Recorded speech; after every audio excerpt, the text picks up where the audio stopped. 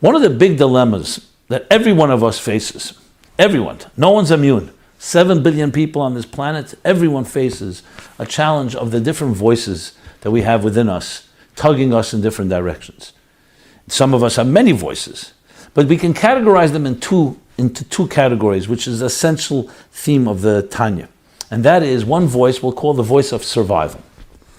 There's a voice to survive. We need to survive. We need to pay our bills. We need to live, pay our bills in order to survive, which means have shelter, have clothing, have food and drink, sleep, bear our children and protect them, and all the things that we call in the category of survival, which is what we are preoccupied most of the day. Then there's another voice, we'll call it the voice of transcendence.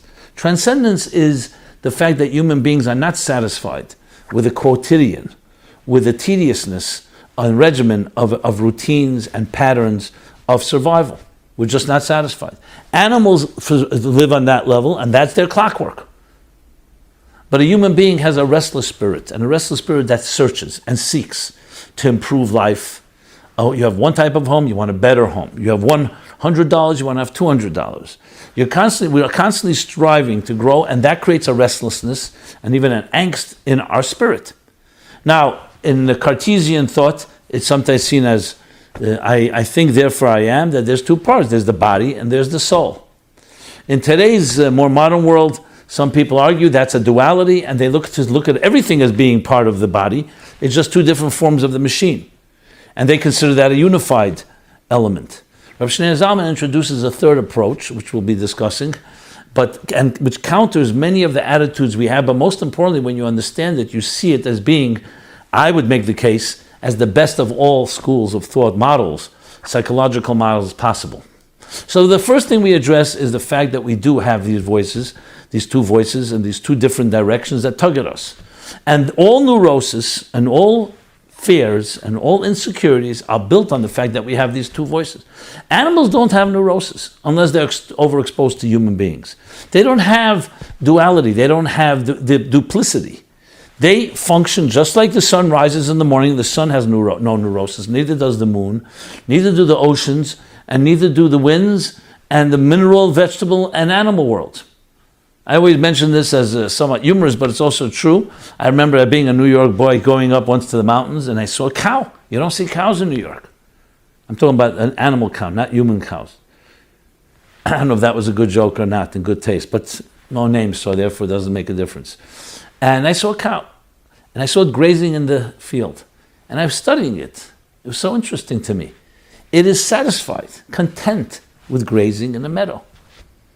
And it takes care of its young, and it feeds, and it sleeps, and protects, and does everything it has to do. It's not aspiring, it's not jealous of a fellow cow, it's not aspiring to build a bigger business, doesn't have any technologies to concern it, does not busy responding to texts, it's not responding in any way in any to dysfunctional parents, doesn't have neurosis, therapy-free, neurosis-free. And sometimes it could even be an envious position, what we call animal bliss. But frankly, is there a human being that would be satisfied with that? Yeah, sometimes we'd love to have that. But human beings, you see, even when we dream about vacation and we go on vacation, we by nature, we are not capable of just sitting around. Now, I know many people will say, one second, a lot of people have learned to sit around, but become couch potatoes. We've learned to do nothing. Who says that's healthy? The human spirit is always aspiring. That's why animals have not tried to improve their habitats. They live in the same habitats they lived 1,000 years ago. They don't have better cell phones. They don't have cell phones altogether. They don't have technologies to improve. As I discussed a number of times, an animal, one of the expressions of the Hasidic masters, a successor of Rabbi Simon Jacobson, that behemoth, the animal never saw heaven. An animal walks on all fours. Its physiology fits its psychology and fits its emotional makeup, which is it looks down because that's what it needs to do. It needs to feed. It needs to look to the world around it. It is basically functioning, and that's what it has to do. And it serves an important role in doing so. The human being walks upright, which makes our eyes look up. Raise your eyes to heaven, and you see who created this soul. We start wondering what's out there. We spent billions, if not trillions of dollars on a NASA programmed to understand one thing, to satisfy one thing, our curiosity. What's out there? That's the human spirit. And there's these two voices, because we also have the animal side to us. We also need to breed, and we also need to eat, and we need to protect, and so on. And many, many times, even what I would call the transcendent voice spills over into the survival one, where making money is for us sometimes a transcendent experience. But the human being is not satisfied. In the story I often tell in Toward a Meaningful Life, I use the story right in the beginning. The first chapter is called Body and Soul, the two voices.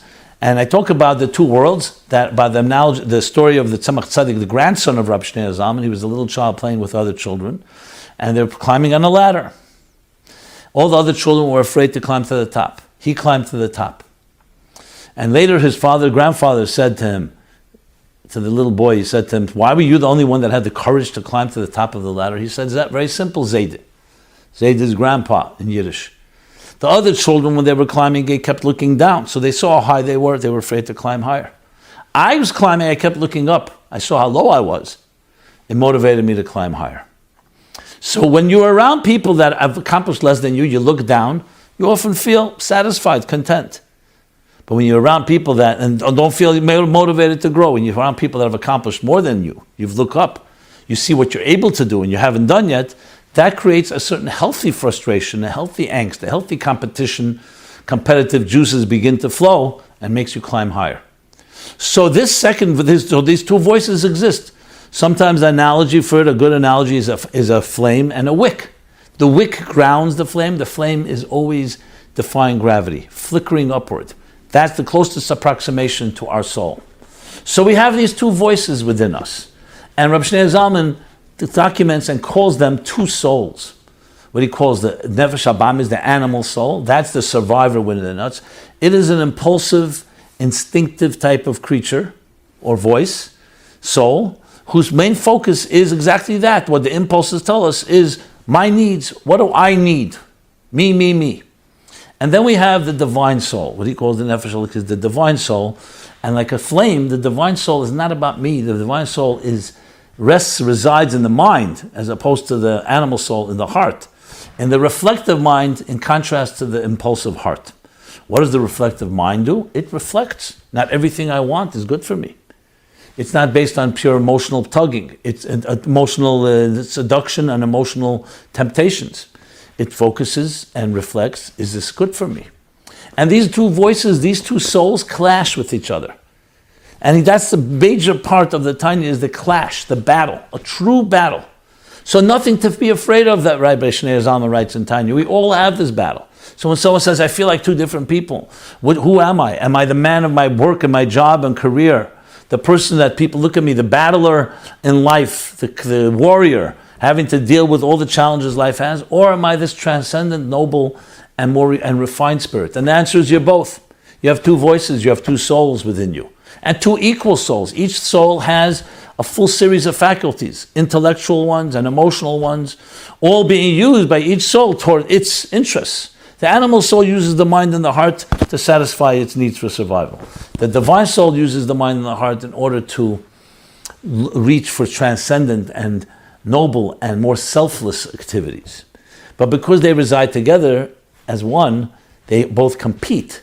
As the Rabbi Shneur Zalman gives the beautiful analogy based on the verse, Ir Ktana, that we are all a small city, and the Talmud says the small city is within us, and there's a battle between two monarchs, two kings, these two souls. Who's going to control the city?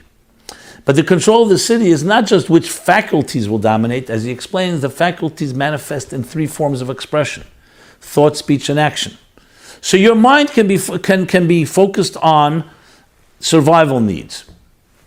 Your soul can be that's the animal soul, focused on your survival needs. The divine soul is focused on transcendent and spiritual and more sacred and more selfless experiences. But those are the faculties. That's the way they function. Well, the battle is over who's in control. Not question that we have these two. We're not trying to vanquish one or the other. We're trying to determine who's going to control your life. And control is not about the actual soul. It's whether the soul dominates in our thought, speech, and action. Because thought, speech, and action are called garments. Those are the only way we can express ourselves. You can think either survival thoughts, or you can think of transcendental thoughts. So both voices, both souls communicate to you, and they battle. They both are competing for the same thought, speech, and action.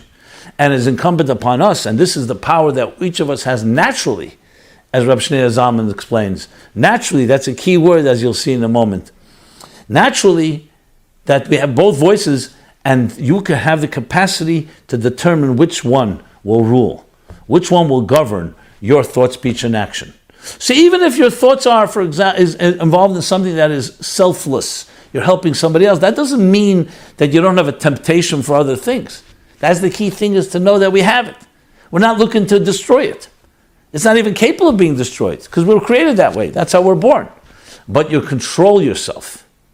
And you control yourself with that natural power to control and follow the voice of the selfless voice, the transcendent voice, is the way I will use the expression going forward, versus the survival one. Now, it could be the other way around too, God forbid. You can focus your thought, and your speech and actions can be controlled by the other monarch, by the other leader, the other governor governing, and that is for survival purposes. That doesn't mean that the divine voice, the divine soul disappears. It just means it's undercover. It's not being expressed.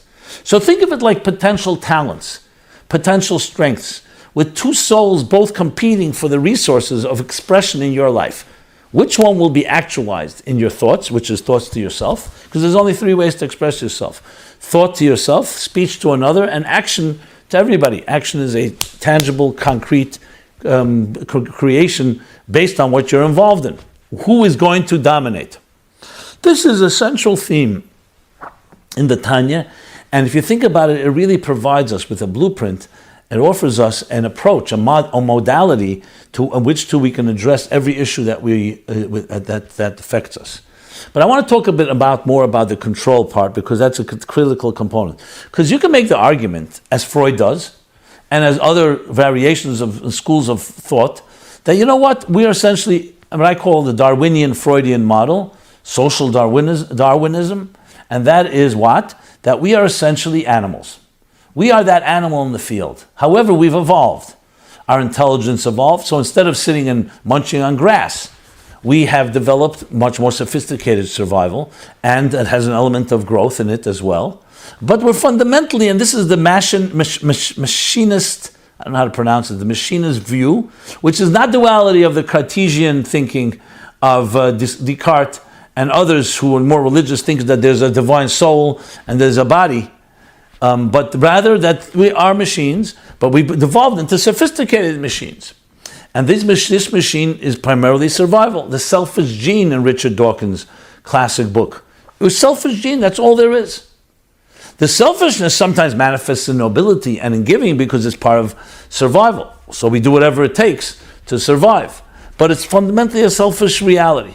With that being said, any act of selflessness, unless there's a selfish gain in it, it doesn't really exist.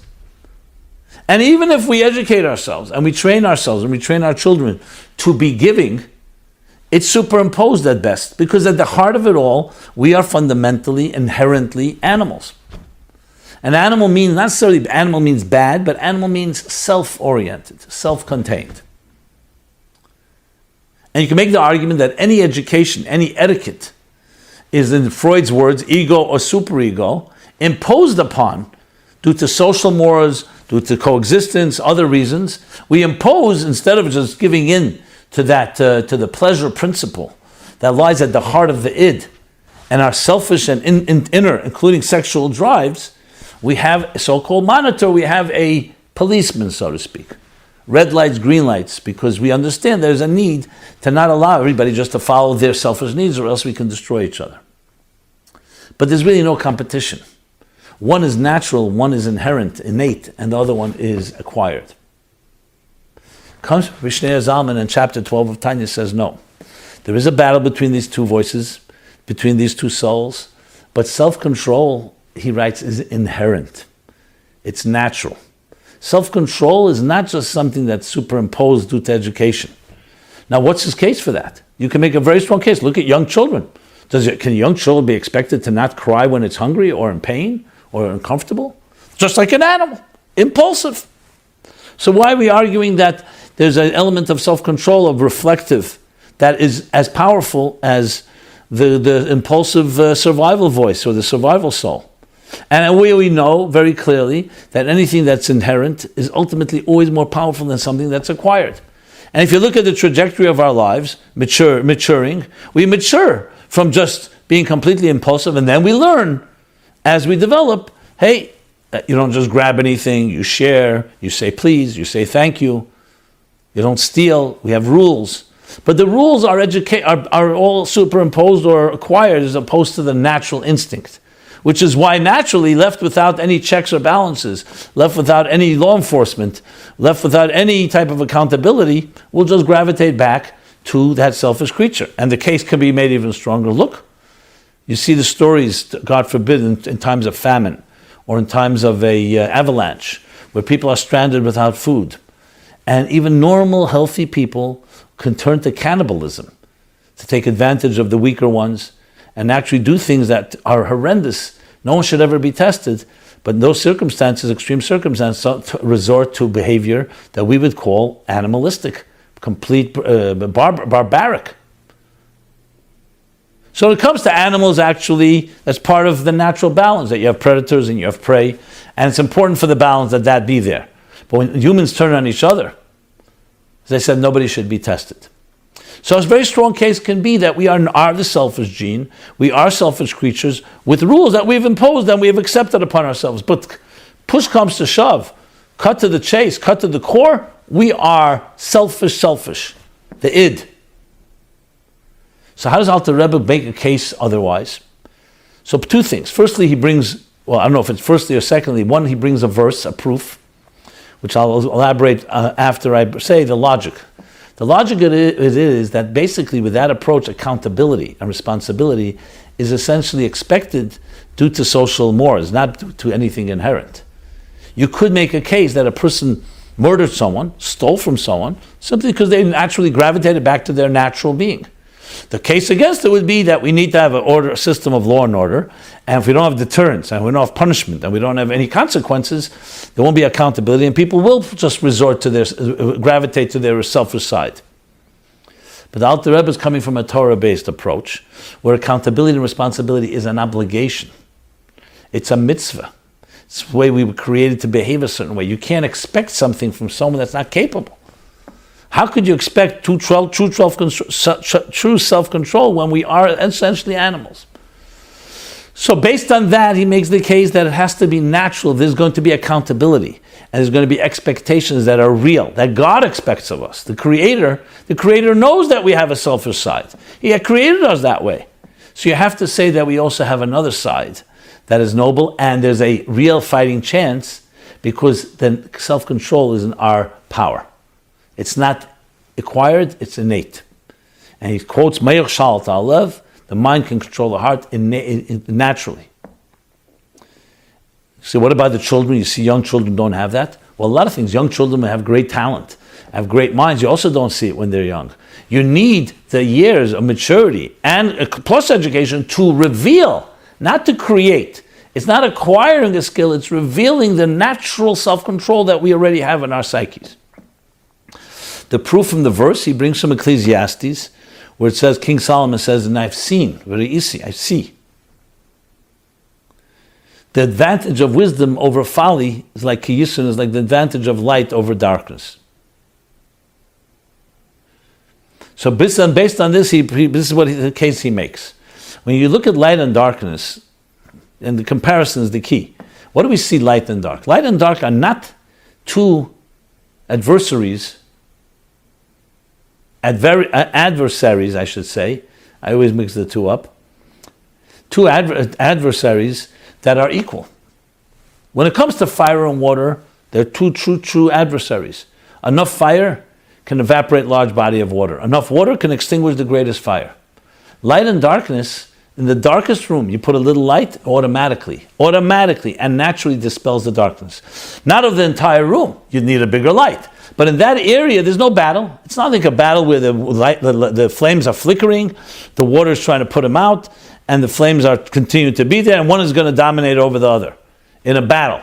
Here, there's no battle. A little light dispels darkness. Since King Solomon compares that to Chachma and Sichlus, which is wisdom and folly.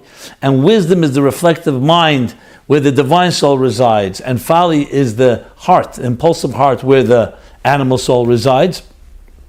Just like light has natural dominance over darkness, so too does the divine soul, the mind, have natural dominance over the heart. And you see this. Put two people in a room, one more intelligent than the other, one a very passionate, impulsive heart. Another person, a far more intelligent person, with barring the fact that the impulsive one may have a weapon or may have other talking about a level playing field, the smarter one will always dominate over the fool. Because he thinks ahead. The fool doesn't have a fighting chance. Again, I'm not talking about if you give the fool the weapon or the lever or the ability to create destruction. We're talking about everything being equal. The wiser person will always naturally be dominant over the fool, not even with an effort. Because the fool doesn't understand what the wise person understands, can preempt, can be ahead of the game, and you see this all the time. So why do we see folly dominate over wisdom? Because the wisdom is not being allowed to express itself. So to put it bluntly, when you have a temptation, whatever it may be, and you allow your heart and you act on your heart's impulses, most likely the mind is not even being allowed to speak. But let us say for every time you had an impulse to do whatever it may be, let's talk about negative things, vices, feeding into the worst we can be, the selfishness, but you gave equal time to your mind to make a case.